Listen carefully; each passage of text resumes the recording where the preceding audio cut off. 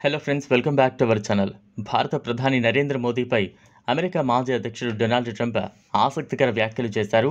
భారతదేశ ప్రధానమంత్రి నరేంద్ర మోదీ గొప్ప వ్యక్తి, అంతేకాదు భారత్ను నేనే బెస్ట్ ఫ్రెండ్ అని అన్నారు. అయితే ఆయన చేసిన వ్యాఖ్యలు ఇప్పుడు చర్చనీయాంశంగా మారాయి. ఆయన అలా అనడం వెనుకున్న ఆంతర్యమేంటి అని ఆలోచనలో పడ్డారు అంతా. మరి ఇండియా మోదీలపై ట్రంప్ కితాబుల వెనుక కథేంటో ఇప్పుడు చూద్దాం.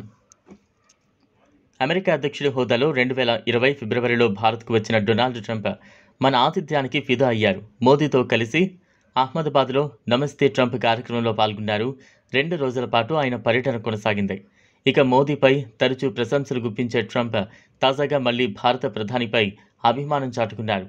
ప్రధానమంత్రి నరేంద్ర మోదీపై ట్రంప్ ప్రశంసలు గుప్పించారు.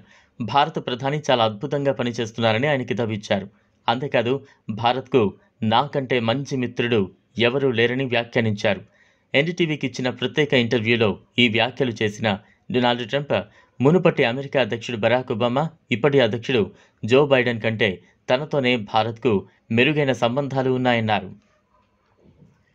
మళ్లీ అధ్యక్ష పదవి చేపట్టాలని అనుకుంటున్నారా అని అడిగితే నేను పోటీ చేయాలని అందరూ కోరుకుంటున్నారు అని బదులిచ్చారు. దీంతో 2024 అమెరికా అధ్యక్ష ఎన్నికల్లో మళ్లీ పోటీ చేస్తారని ట్రంప్ ప్రకటించారు.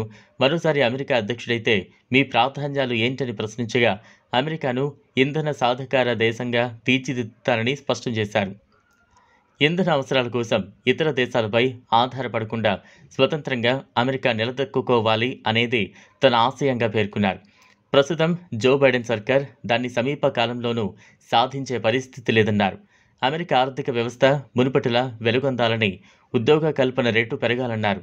తన హయాంలో ఇలాంటి విజయాలన్నీ నమోదయ్యాయని చెప్పారు.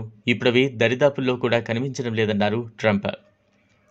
చూశారు కదా ఫ్రెండ్స్, ఇది వాళ్ళ వీడియో. ఈ వీడియో కనుక మీకు నచ్చినట్లయితే లైక్ చేయండి, షేర్ చేయండి, ఛానల్ను సబ్స్క్రైబ్ చేసుకోండి. Thanks for